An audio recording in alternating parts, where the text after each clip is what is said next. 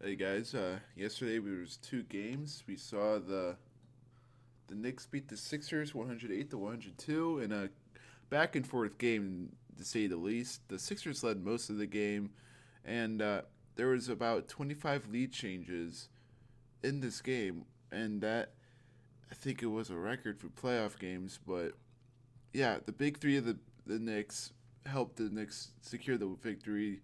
Jalen Brunson had 26, OG Anunoby had 24, and Karl Anthony Towns had 20, 10, and 7. And OG Anunoby went down with an injury, and it's looking like it's going to be a hamstring injury, so we don't know how long he will be out, and that's a really big problem for the Knicks moving forward because he might miss the next two games or might even miss the series. It depends on how bad the hamstring injury is. You can never be too cautious with a hamstring injury, especially in basketball. You see many players this season have hamstring injuries, whether it's a pull or a strain. You like Jalen Williams of the Thunder has a hamstring injury, grade one. Luka Doncic obviously has a grade two hamstring strain, so that can cause problems. And what I like about this game, what I take away from this game is Sixers kind of did play better without Joel Embiid, but I'm not going to say that fully. Um, Tyrese Maxey, he played more aggressive. Like I said yesterday, that what I wanted to see. He did shoot more than 10 shots. He shot 23. He made 9, and an efficient game. But he tried his best. He had 6 turnovers, so not really good in the playmaking game. And I like his game. How he's a shorter guard. He's on the short side of things, and he's only 6'2". And but his post game is really good for a person that size, and that's like a really great part of his game. VJ Edgecombe had a great game. Rookie Edgecombe, I can't like extend my arm. I hit arms yesterday, and I just can't extend my arm fully. It hurts every time I do it. So if you see me like in pain, Paul George had a good game, 19 points. Inefficiency though, but 2 blocks, 2 steals, and then as I said, the Knicks big three played good. Mikal Bridges also played great. There's the end of the game, 2 straight possessions. They made defensive stops to turn the offense to close out the game. Jalen Brunson stopped Tyrese Maxey, and it was just a pretty good game. And not Jalen, Jose Alvarado made a great defensive play that led to his only three of the game. And yeah, it was a pretty good game, back and forth game. The type of stuff you want to see in the playoffs. The Spurs, not the Spurs, the Sixers played better than they did first game, and there's a lot to take away from that game. But 25 lead changes is kind of nuts. I think there's a stat that the Sixers led 55% of the time, and the Knicks only led 30% of the time, and Knicks ended up winning the game. So no lead, and doesn't matter if you're winning most of the game. It's basketball. It's a game of runs. Whoever makes the last run most likely wins the game. And the Spurs absolutely dominated the Timberwolves almost by 40. It was a 38-point victory. And Victor Wembanyama did play better than his first game. I stated that in yesterday's video. He 19 points, 15 rebounds, but only 2 blocks, so 10 less than he had game one. De'Aaron Fox played better. He had 1 turnover compared to 6, and he shot way better. Champagne was good. He hit 4 of 6 of his threes. God, it's just every time he shot a three, you think it would go in. Stephon Castle again had a good game. 9 of 9 free throws, 6 of 10. And just not a lot to take away from this game. It's just the Spurs dominated. They came out angry. They came out hungry. And Mitch Johnson, you could hear him. You could hear him so close, yeah, on defense when they're guarding Anthony Edwards. Like, put your hands up, right there, right there. Telling the spots where to go. It's just like, wow, he's got it. And reportedly, Greg Popovich, the San Antonio's coaching legend, NBA coaching legend, was reportedly in the film room after game one.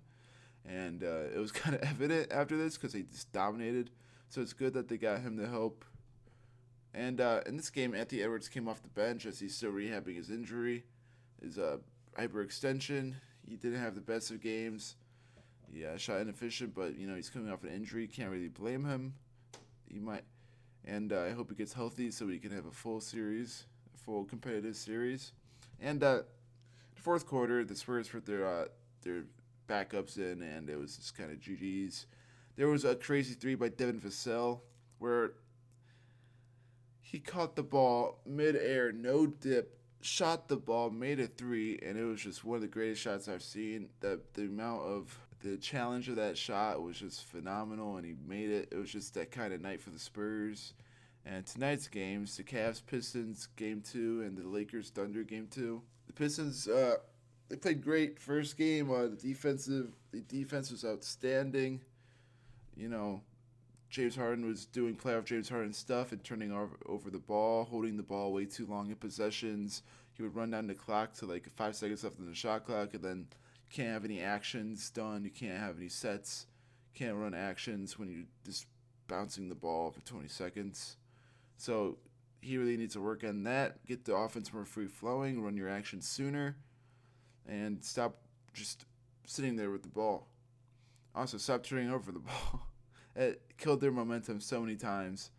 But I think this is a competitive series, but I like what I saw of the Pistons, and I think the Pistons will take this game again to go up 2-0 as they head to Cleveland for Game 3. Lakers Thunder, I said Thunder in 5, but it's looking like Thunder in 4 because Luka's still out, but